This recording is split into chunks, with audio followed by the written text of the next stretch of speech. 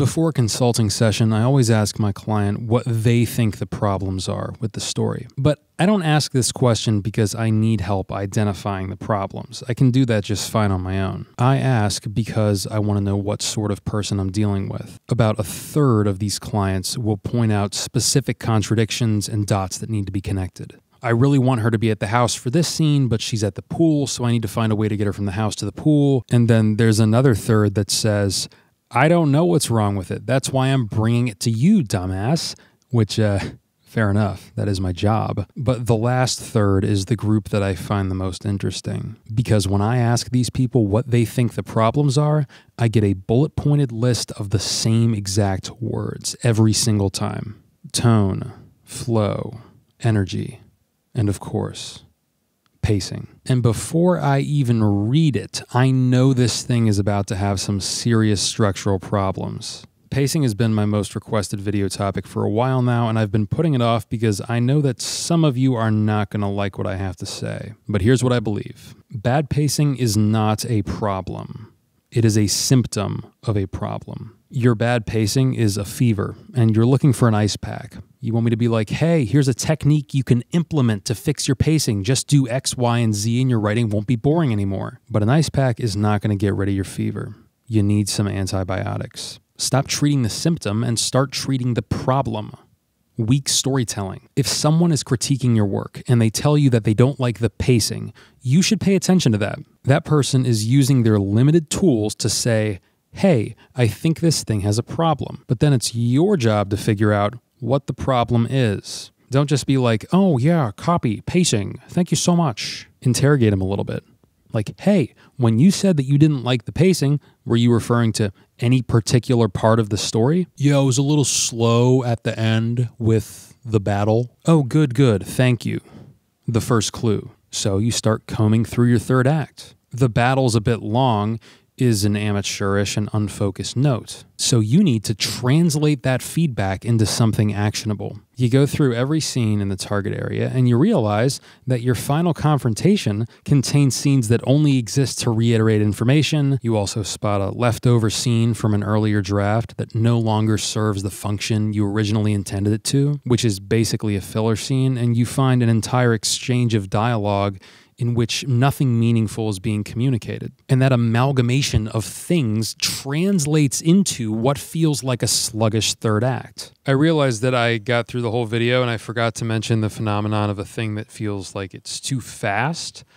I think those do account for a very small fraction of so-called pacing errors. But if a thing feels like it's too quickly paced, I think my go-to solution would be make sure that things are not being lumped together that deserve their own individual moments. Like maybe your big reconciliation between the two friends shouldn't happen at the same time as, defeating the big bad guy. Maybe they need two different beats. Efficiency is awesome. Efficiency will get you so far, but you're also pursuing truth and meaning. And it is possible that your scenes could be stepping on each other's toes, so to speak. There's no exact objective point at which it could be said this is happening in your story. You kind of just have to play it by ear. And the other thing that I believe contributes to the illusion of fast pacing is a lack of falling action. You really, really, really need time to check in with all of your characters, all of your plot lines, all of your dynamics, after the thing has concluded, to say, hey, how you doing now? How you doing now? After all that shit, how are you feeling right now? What'd you learn from this, That's a big one. So you fix the problems, and suddenly people stop telling you that you have bad pacing. Fancy that. It's almost like pacing is an audience word and not a writer word. I think 99% of so-called pacing problems can be solved by making sure that every scene, every line even, serves a purpose with regard to character, plot, or theme. But there is the other 1%. Maybe you have a long, drawn-out scene that's deeply meaningful and nothing can be cut. It's all exactly where it needs to be. No repeated information, no superfluous details. But everybody still tells you that the scene is too long. Well, to that my response would be too fucking bad. This isn't about them. You ran the tests, you made your story 100% functional, it's working super well. Don't you dare compromise it on account of somebody else's attention span. Have a spine. By all means, entertain criticism, respect criticism, grow from criticism, but stand up for your decisions as an artist. You can't let a completely subjective note get under your skin. And on the other hand, if you're the one giving the notes, try not to cite your own feelings. Engage with the text. Give them something they can use. Don't just bitch about the symptom. Find the disease. And if you can't, acknowledge that you're not seeing the whole picture. I think there might be a problem in the third act. I'm not sure what it is.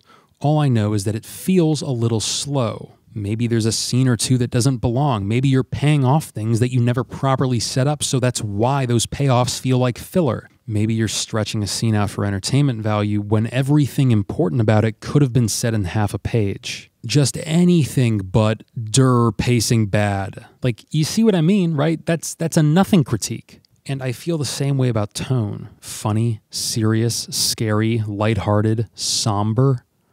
These are all audience words. Words to describe the feelings of the viewer. Are your characters behaving in character? Is your plot unfolding naturally without contradictions? Yes. Then you're golden. You got it right. And if people find it amusing, great. And if people find it disturbing, also great. What matters is that you told the story you wanted to tell. You reflected the human condition precisely in the manner you set out to. And you did a great job. Now go do it, go. Get it done. I believe in you. I love you.